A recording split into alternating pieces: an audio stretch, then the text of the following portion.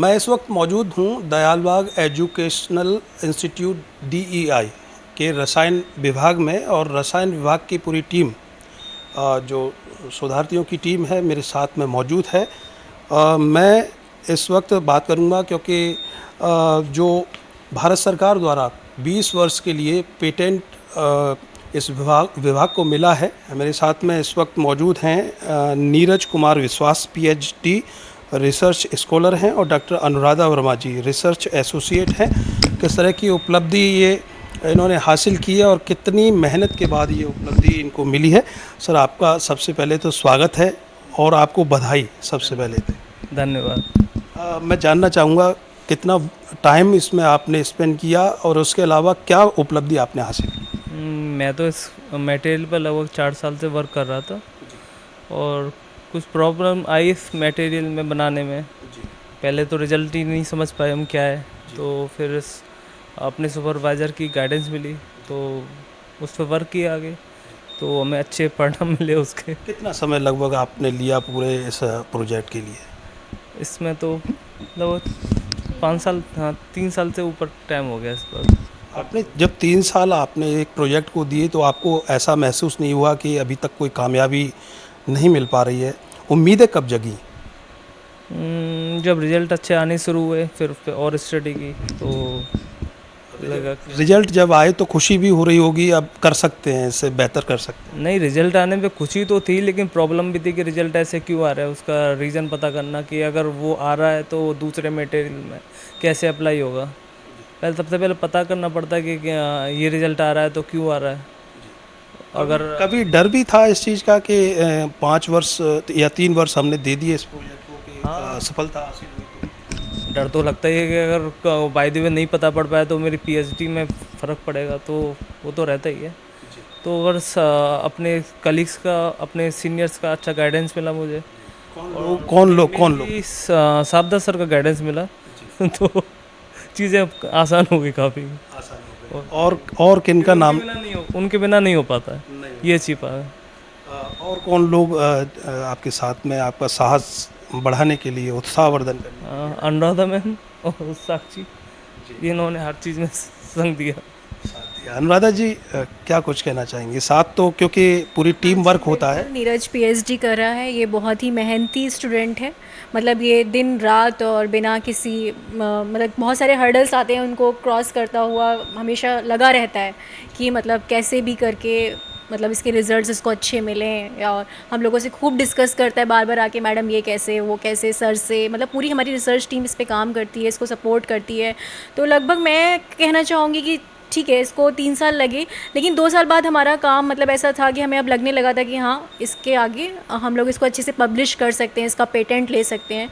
तो फिर हमने 2 साल उस पर मेहनत की कि हम इसको कैसे पेटेंट कराएं, क्योंकि बहुत अच्छे रिजल्ट्स थे। मतलब मैं कहूँगी वर्ल्ड वाइड अब तक इतना ज़्यादा, मतलब जिस पर्टिकुलर मटेरियल टाइटेनियम डाइऑक्साइड पे जिस पे हमने काम किया है लास्ट 5 इयर्स में, और even I can say for many years, मतलब इतना ज़्यादा अच्छा रिस्पांस अब तक इस मटेरियल पे उपलब्ध नहीं हुआ है, जो कि हमने ही अभी रिपोर्ट किया है। 20% एफिशिएंसी आ रही है इस मटेरियल की, जो कि अपने आप में काफ़ी ज़्यादा है।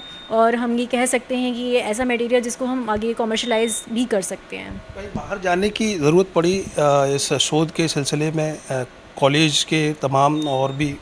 हाँ, कई बार बाहर जाने की ज़रूरत पड़ी है, कई जगह अपना करेक्टराइजेशन कराना पड़ा, और फिर सावदा सर से बात की कि सर ऐसा ऐसा करेक्टराइजेशन है जो कराना है, तो सर ने पूरा सहयोग किया उसमें और बाहर भेजा। कहाँ पहुँचे आप इसके लिए? इसके लिए तो एक बार तो बम्बई गया, और इंदौर, और IIT कानपुर, दिल्ली, इन जगहों पर। वो क्या कुछ ऐसे पॉइंट्स थे कि जाना ही जाना था, सीखना था, सक्सेस तभी मिलती?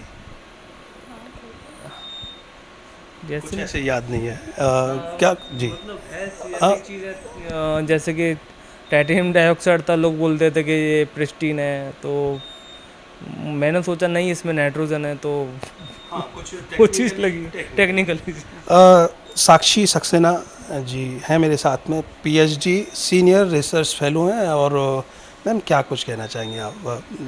इस पूरी टीम है, टीम के साथ में आपने कामयाबी हासिल की है, और प्रोजेक्ट के बारे में जब कोई भी प्रोजेक्ट को सफलता हासिल होती है तो खुशी भी होती है। हाँ सर, सबसे पहले तो हमें बहुत खुशी है इस बात की कि हमें एक 20 इयर्स तक का पेटेंट मिला है। और ये काम एक ऐसा था जिसमें मतलब ऑलरेडी काम हो चुका है इस टाइटेनियम डाइऑक्साइड पर, लेकिन जब भैया ने अपना सिस्टम बनाया तो उसमें as a nitrogen, as a doping की तरह भैया को दिखा। तो हम लोगों ने बहुत सारे करेक्टराइजेशन कराए उसको प्रूफ करने के लिए। तो लास्ट में आके हमें रियलाइज़ हुआ उसमें कि हाँ, हमारे कंपाउंड में नाइट्रोजन एक इनकॉर्पोरेशन की तरह वर्क कर रहा है जो हमारे इस एक्टिविटी को बढ़ा रहा है। तब हमने उसको आगे फर्दर प्रूफ में लाने के लिए उसमें और अदर करेक्टराइजेशन कराए, अलग अलग इंस्टीट्यूट में गए, तब जाके हमारी इस रिसर्च को एक मोड़ मिला कि नहीं, अब हम इसको एक आगे पब्लिकेशन में डाल सकते हैं। फिर हम लोगों ने उस पर बहुत वर्क किया, उस मैन्युस्क्रिप्ट वगैरह लिखी, दैन फिर हम लोगों ने पेटेंट फाइल किया और फाइनली हम लोग को यहाँ पर पेटेंट मिल गया। तो अब हम लोग को बहुत खुशी हो रही है इसको लेकर। कुछ इक्विपमेंट की ज़रूरत भी पड़ती है। FESM की अगर बात करें तो वो 1 महीने के अंदर इंस्टॉल हो जाएगा, सर ने जैसे बताया। उससे कितना लाभ मिलने वाला है आप लोगों को? लाभ तो बहुत मिलने वाला है। उससे देख सकते हैं कि हमारा कंपाउंड की शेप क्या है, मॉर्फोलॉजी क्या है, जो आगे रिसर्च में इन्हेंस ही करेगी। तो आगे रिसर्च में दिक्कत नहीं आएगी। हाँ, हमें बाहर नहीं आना पड़ेगा करेक्टराइजेशन, क्योंकि अब उससे टाइम भी बचेगा हमारा काफ़ी। क्योंकि कब ज़रूरत पड़ी इसकी कि ये आना चाहिए FESM? जब से रिसर्च स्टार्ट हुई है तब से हम इस इंस्ट्रूमेंट के लिए दूसरे इंस्टीट्यूट्स पर डिपेंड रहते थे। तो हम लोग को हमेशा दिल्ली जाना पड़ता था। JNU IUSC है दिल्ली में, हम लोग वहीं पे जाके करेक्टराइजेशन करते थे, IIT दिल्ली, IIT कानपुर। तो अब जबकि हमारे डिपार्टमेंट में आ चुका है तो अब हम लोग को कहीं जाने की ज़रूरत नहीं, क्योंकि ये एक ऐसा इंस्ट्रूमेंट है जिससे हम किसी भी जो मटेरियल को बना रहे हैं उसकी मॉर्फोलॉजी देखते हैं कि वो किस तरह की शेप है। मतलब हम लोग नैनो मटेरियल्स पे काम करते हैं, तो नैनो रीजन में वो किस तरह का दिखेगा यही इंस्ट्रूमेंट हमें बता सकता है। तो ये हमारे लिए बहुत ही हेल्पफुल रहेगा और हम लोग की डिपेंडेंसी दूसरे इंस्टीट्यूट्स पे, इवन यहाँ के जितने भी रिसर्च इंस्टीट्यूट्स, एजुकेशनल इंस्टीट्यूट्स हैं आगरा में, वहाँ के लोग भी यहाँ पे आके या आसपास के एरिया के लोग भी यहाँ पे आके काम कर सकते हैं, रिसर्चर्स। तो उनके लिए, सबके लिए हेल्पफुल रहेगा और ऑफकोर्स हमारी पूरी टीम के लिए तो हेल्पफुल है ही। FESM की अगर बात, फिर एक सवाल मेरे जहन में उठता है कि FESM की ज़रूरत आपको महसूस हुई? आपने किन लोगों को वो पूरा बताया कि सर इस की ज़रूरत है और ये अगर उपलब्ध होगा तो शायद हमें भागने की भी ज़रूरत नहीं पड़ेगी और भविष्य के तौर पर देखा जाए तो काफ़ी यहाँ से लोग सीख भी सकते हैं आपसे? सर, हमने जब से रिसर्च स्टार्ट करी, मैंने 2015 में यहाँ ज्वाइन किया था एज ए MSc स्टूडेंट।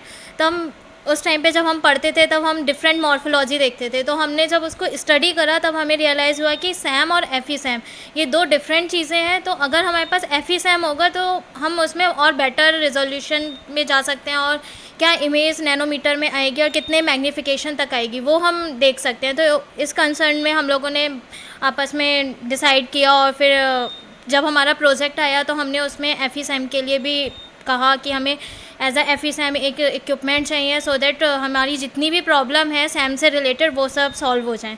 तब हमें रियलाइज़ हुआ कि हमें ये लेना चाहिए। शुक्रिया, आप सभी लोगों को बहुत बहुत धन्यवाद और अग्रिम बधाइयाँ आगे के लिए, शुभकामनाएं आगे के लिए। तो मेरे साथ में दयालबाग एजुकेशनल इंस्टीट्यूट DEI की जो टीम है वो मौजूद थी और पूरी जानकारी उन्होंने दी।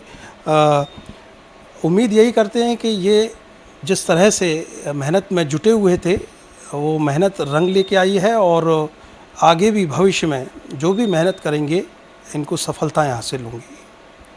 कैमरे के पीछे आर्यन बघेल, मैं करतार सिंह बघेल, अर्थ न्यूज।